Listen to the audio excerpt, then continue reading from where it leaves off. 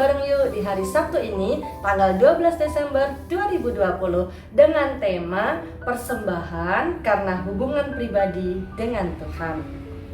Teman-teman yang terkasih, pernahkah kita merasa melakukan sesuatu karena terpaksa, karena takut? Kita menghormati orang bukan karena ia terhormat, tapi karena kita takut. Nah, jika kita hormat, maka kita segan kepadanya. Tapi, jika kita merasa terancam, maka kita hormat karena takut. Beberapa hari yang lalu, kita membaca bagaimana Allah mengatur dengan seksama pembangunan kemah suci. Kali ini, kita membaca mengenai membuat mezbah korban bakaran. Kita buka dari kitab Keluaran 38 ayat 1 sampai dengan ayat yang ke-7. Firman Tuhan berbunyi demikian.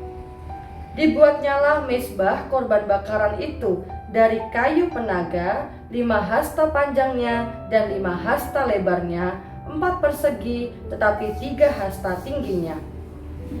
Dibuatnyalah tanduk-tanduknya pada keempat sudutnya. Tanduk-tanduknya itu dibuat seiras dengan mezbah itu dan disalutnya dengan tembaga.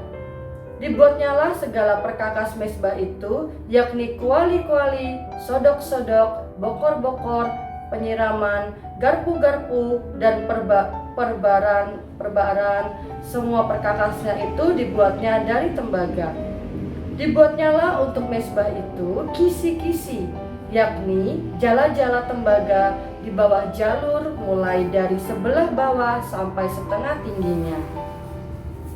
Dituangnyalah 4 gelang pada keempat ujung kisi-kisi tembaga itu, yakni tempat memasukkan kayu pengusung. Dibuatnyalah kayu-kayu pengusung itu dari kayu penaga dan disalutnya dengan tembaga. Dan dimasukkannya kayu-kayu pengusung itu ke dalam gelang-gelang yang pada rusuk mezbah itu, supaya dengan itu mezbah dapat diangkut. Mezbah itu dibuatnya berongga dan dari papan. Teman-teman, ada yang menarik ya dari nats ini. Karena Keluaran 38 ayat 1-7 yang kita baca tadi teman-teman, hampir sama persis redaksinya dengan Keluaran 36 ayat 1 sampai dengan 8. Ini bukan pengulangan yang tidak ada gunanya teman-teman, tetapi suatu penekanan pada kenyataan akan ketaatan cermat Israel kepada sabda Allah. Tanpa ketaatan ini, bila ada persembahan dari pekerjaan yang dapat dikatakan layak untuk diterima Allah. Nah teman-teman, apa itu mezbah? Perhatikan ayat-ayat itu. Mezbah ini merupakan sebuah batang berongga yang terbuat dari kayu penaga, disepuh dengan tembaga yang luasnya 7,5 kaki persegi dan tingginya 4,5 kaki. Pada setiap ujung mezbah itu dibuat sebuah tanduk yang terbuat dari tembaga. Nah, struktur mezbah korban bakaran dibuat sedemikian rupa sehingga imam bisa membakar tapi tidak terbakar. Tiap sudutnya ada gelang tembaga untuk masuknya kayu-kayu, dan ada tanduk-tanduk yang melambangkan kekuatan Allah. Dalam Alkitab, kita bisa melihat Habel, Abraham, dan Musa membuat korban bakaran di atas mezbah.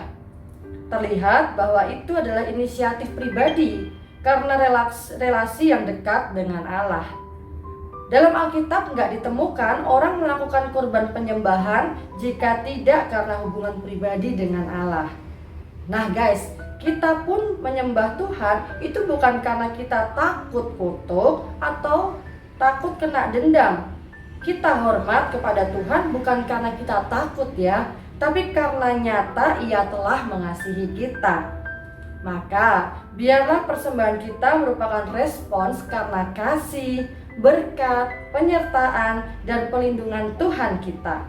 Kita menyembah Tuhan bukan sebagai balas jasa atau karena takut ya guys ya.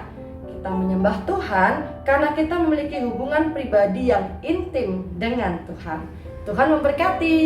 Halo guys, nah itu tadi saat teduh kita untuk hari ini. Mari kita sama-sama belajar memberikan persembahan sebagai bentuk respon kita kepada Tuhan. Bukan karena paksaan orang lain, bukan paksaan orang tua, bukan karena nasihat pembina kita, ataupun karena ya setiap hari Minggu memberikan persembahan. Tetapi mari kita sama-sama belajar memberikan persembahan itu sebagai bentuk respon kita atas kasih karunia Tuhan, atas kita masih diberikan berkat nih sampai sekarang. Untuk menutup saat teduh hari ini, mari kita sama-sama berdoa. Terima kasih Tuhan untuk hari ini Tuhan, kami kembali diajarkan oleh-Mu bagaimana seharusnya kami memberikan persembahan, bagaimana niat kami seharusnya memberikan persembahan Tuhan. Kau mengajarkan kami itu sebagai bentuk respon terima kasih untuk kasih yang telah Kau berikan kepada kami. Terima kasih Tuhan, hanya dalam nama kami berdoa, amin. Oke guys, jangan lupa nih, besok kita bakal ada ibadah online nih di channel ini. Jadi tetap di channel ini ya. Lalu hari Senin nanti kita bakal ada saat teduh bareng lagi nih di channel ini. Ayo guys, kita bagikan saat teduh kita kepada teman-teman yang lain supaya semakin banyak teman-teman yang mendapatkan berkat. Oh ya guys, kalau kalian ada permasalahan, pergumulan ataupun pertanyaan, bisa aja nih langsung tanyain ke Instagram Youth GKI Kanaan. Dan jangan lupa juga dengerin podcast Youth GKI Kanaan ya. Nah guys, hari ini entar malam jam 7 kita bakal ada Zoom fellowship bareng loh. Entar linknya bakal di-share di grup WA ataupun grup lain ya. Oke guys, have a blessed weekend. God bless you. Shalom teman-teman, gak kerasa ya kita udah memasuki bulan Desember.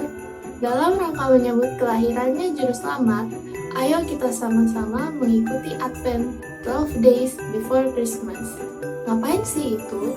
Jadi sesuai dengan namanya 12 Days Before Christmas, selama 12 hari sampai dengan Natal Youth tanggal 19 Desember nanti, kita akan ada renungan malam bersama di kelompok KTB kita masing-masing. Gak cuma renungan doang, kita juga akan belajar dan bertumbuh di dalam Tuhan Yesus. So guys, tetap setia untuk renungan setiap malamnya dan saat teduh setiap paginya. Thank you all, God bless you. Oke guys, kembali lagi bersama kita di obrolan santuy anak milenial. Nah, di sini tempat kita semakin mengenal Tuhan, terutama pada zaman ini loh. Hai, hari ini kayak menarik banget nih. Hari ini kita mau ngebahas temanya adalah ngejulit nih guys. Ini salah satu hobi anak-anak muda zaman sekarang. Sebenarnya kalau yang tadi aku sebutin itu sebenarnya ngejulit atau apa sih kok? Nih kenapa sih anak-anak zaman sekarang itu tuh suka banget kalau nggak julit dia gibah. Artinya kalau kita nggak tahu masalahnya, jangan lekas-lekas memberi penilaian buruk kepada orang lain. Kenapa kita nggak mulai dengan ngedoain dulu gitu ya? Tuh mau ngejulit, enggak ya, Tuhan ciptain gue bukan buat ini.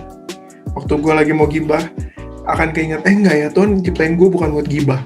Janganlah pernah kita menjelekkan orang lain, karena kita membutuhkan orang lain, dan karena kita ini bukan orang yang sempurna seperti yang memang kita pikirkan bahwa kita bisa segalanya.